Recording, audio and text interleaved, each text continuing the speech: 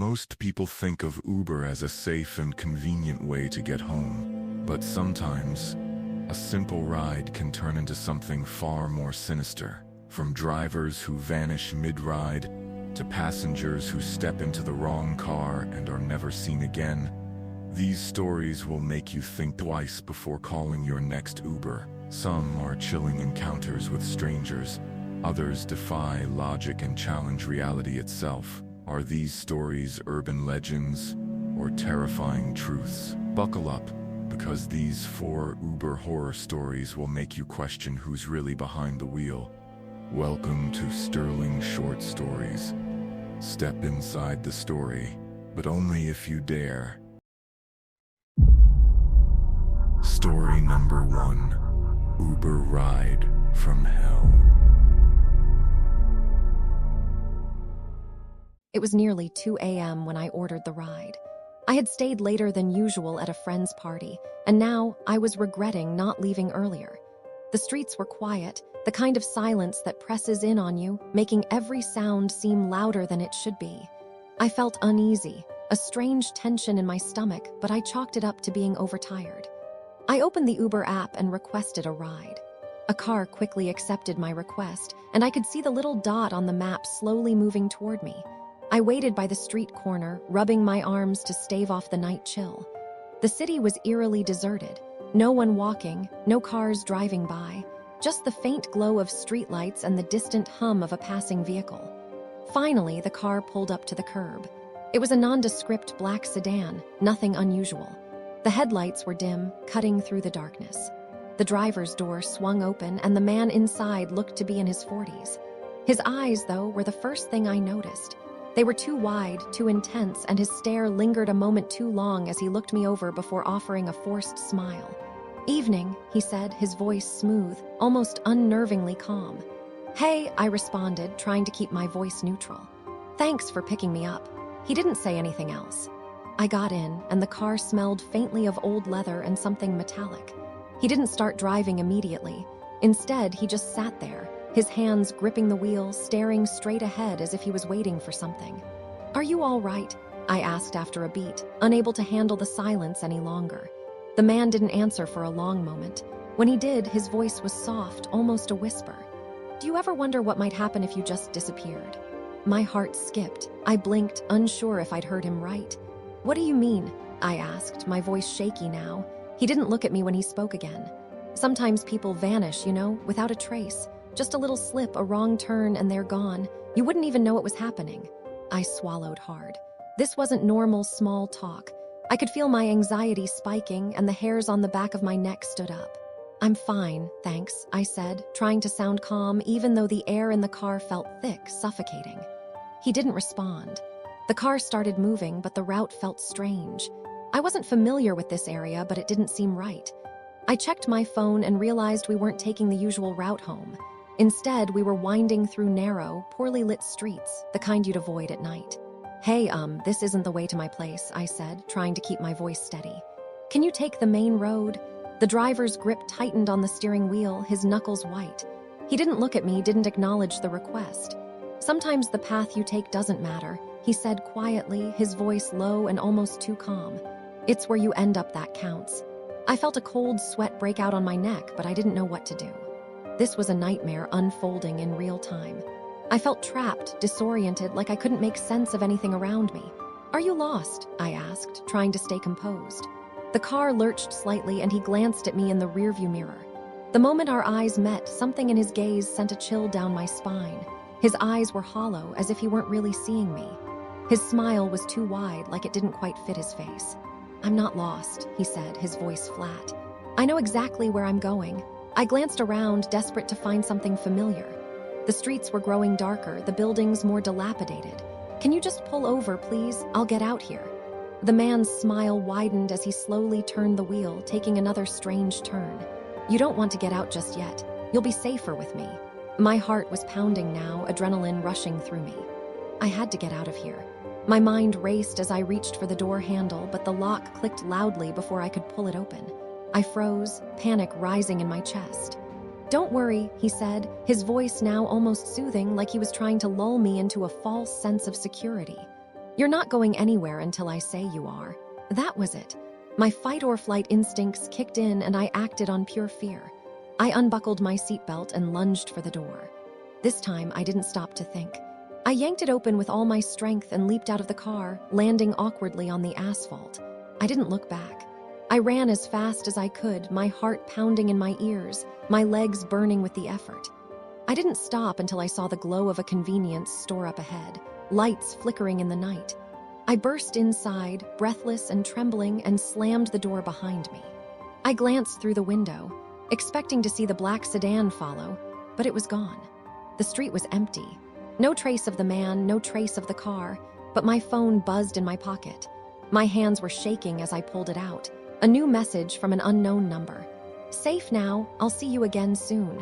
I froze, the cold fear settling into my bones as I realized this wasn't over.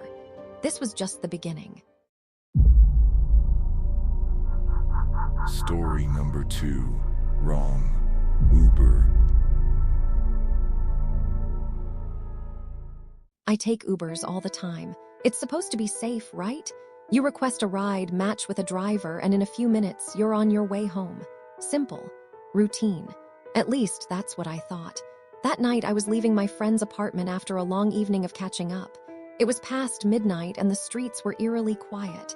I had stayed longer than I planned and now I was exhausted, eager to crawl into bed. I pulled out my phone and ordered an Uber. Driver's name: Mark, silver sedan. ETA, 3 minutes. I leaned against a street lamp, watching the small moving dot on my screen as Mark's car slowly made its way toward me. The cold air nipped at my skin and I hugged my jacket closer. The street was still, almost unnaturally so. No cars, no people, just me and the occasional flickering of the streetlights.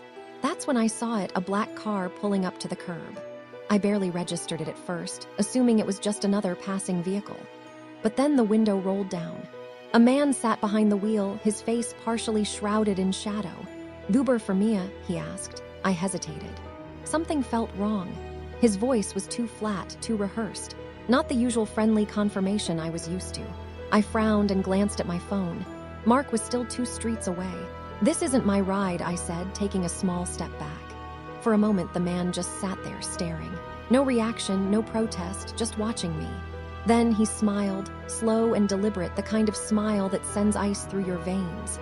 "Are you sure?" he asked, voice smooth, almost amused. I swallowed hard, my pulse picking up. "Yeah," I said quickly, gripping my phone tighter. "I'm sure." A long pause, then I heard it, click, the sound of the door unlocking, but I hadn't touched the handle. I felt my stomach drop as, almost on its own, the passenger side door swung open. A blast of cold air rushed out from inside the car, hitting me in the face, and for the first time I felt something else in that car. Something unseen, something waiting. The man still didn't move, didn't even gesture toward the open door. He just sat there, watching me, that unsettling smile never faltering. My body locked up in fear. A small, rational part of my brain tried to tell me I was overreacting, that maybe the door had an automatic system. No, I needed to run. The words screamed through my head. My body moved before I even fully registered the thought. I turned and sprinted down the sidewalk, my breath coming in short, panicked gasps. My phone slipped from my grip, clattering onto the pavement behind me, but I didn't stop. I couldn't. I didn't dare look back. As I reached the end of the street, my real Uber, Mark's silver sedan, turned the corner. I barely waited for him to slow down before I lunged for the car, yanked open the door, and threw myself inside. "Drive," I gasped. "Go, go, go." Mark blinked at me through the rearview mirror, startled. Okay." I turned back toward the street, my heart still hammering. The black car was gone.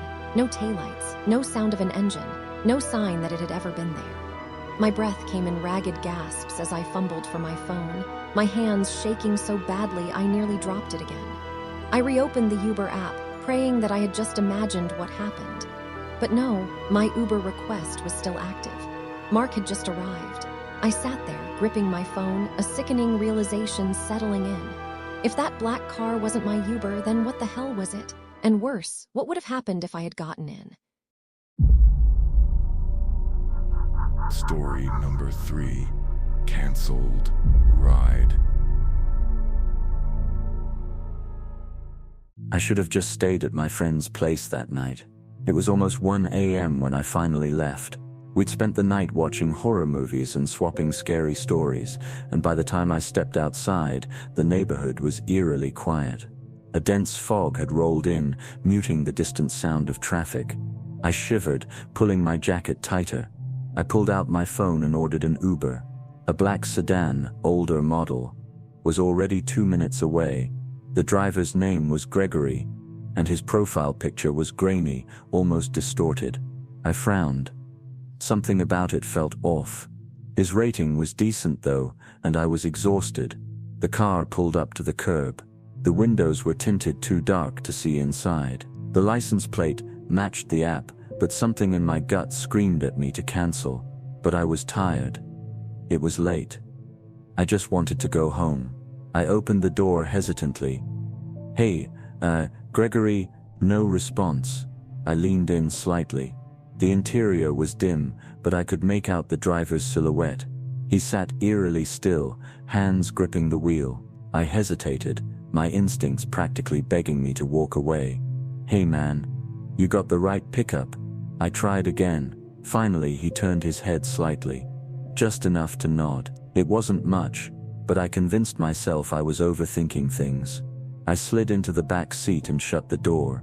Immediately, something felt wrong. The car smelled stale, like old leather, and something metallic, something I couldn't place. The seatbelt was stiff, resisting as I buckled it. We pulled away from the curb in silence. I checked my phone. The route looked normal at first, but then I noticed we weren't taking the usual way home. "Hey, I think you missed a turn," I said, forcing a laugh. "It's actually faster if you take the highway." No response. I watched him in the rear-view mirror. His face was barely visible in the dim light, but his eyes, God, his eyes were locked on the road, unblinking. My throat tightened. "Sir?" Still nothing. I glanced back down at my phone. The Uber app was still tracking the ride, but something was off. Gregory's name had disappeared. I frowned, refreshing the screen. His profile picture was gone too. "What the hell?" I muttered under my breath. I cleared my throat. "Hey, seriously, where are we going?" Nothing. The car picked up speed. The streetlights grew further apart, and soon, the familiar buildings faded into an industrial area I didn't recognize. My heart pounded. "All right, man. I'm getting out," I snapped, reaching for the door handle. Locked. I felt ice in my veins. I tried again, jiggling it harder. Still locked. I sucked in a breath. "Dude, this isn't funny. Let me out." Finally, he spoke. "You shouldn't have gotten in." His voice was low, raspy, barely above a whisper. The words slithered under my skin, filling me with something I couldn't describe, pure primal fear. I yanked at the handle, slamming my shoulder against the door. "Let me out. I'll call the cops." He didn't react. I raised my phone, ready to dial 911, but before I could, my screen glitched. Static filled the display. The Uber app force closed itself, and a new notification popped up. "Your driver has canceled the ride." A chill ran through me. The car slowed. We were in an empty lot now. The pavement cracked, streetlights flickering, no houses, no traffic, no people. My breathing turned shallow. Gregory turned in his seat. I wish I had never seen his face. His skin was too pale, stretched too tight over sharp, unnatural features. His eyes were hollow, empty pits that seemed to suck the light from the car. His lips curled into a grin, too wide, too unnatural, revealing rows of jagged, uneven teeth. I felt my stomach drop. "You were never supposed to leave," he whispered. I lost it. I kicked at the door as hard as I could. The window cracked. My foot throbbed. But I didn't stop. I kicked again. Harder. The glass shattered. Ignoring the pain, I scrambled through the broken window, slicing my arms on the jagged edges as I tumbled onto the pavement. I rolled onto my hands and knees, gasping for air. Behind me, the car didn't move. Gregory just sat there, watching me with those hollow eyes. I didn't wait. I ran. I didn't know where I was going. I just ran until I saw headlights in the distance. I waved frantically, nearly collapsing into the road. A car skidded to a stop and a man jumped out. Jesus, kid, what happened? I turned to point at Gregory's car. It was gone. No tire marks, no sounds of an engine, just an empty, silent lot. The cops didn't believe me. There was no record of my ride. No trip history. No Gregory. Like he had never existed. But I know what I saw, and I know he's still out there, waiting for the next person to get in. Story number 4. This Uber won't go away. It was late, and I had just finished up with work, exhausted and ready to get some sleep. I ordered an Uber to take me home. The car arrived quickly, a nondescript sedan, driven by a man in his 30s. He greeted me with a forced smile as I climbed into the back seat. "Long day?" he asked in a cheerful tone, his voice a little too upbeat for the hour. "Yeah, just tired," I replied. Not in the mood for small talk. The ride started off uneventfully, but every now and then I'd catch him glancing at me in the rearview mirror. It felt off, like he was staring just a little too long, but I brushed it off. Maybe I was just being paranoid. After a while he asked, "Where do you live? This is a nice area." I hesitated for a moment before responding.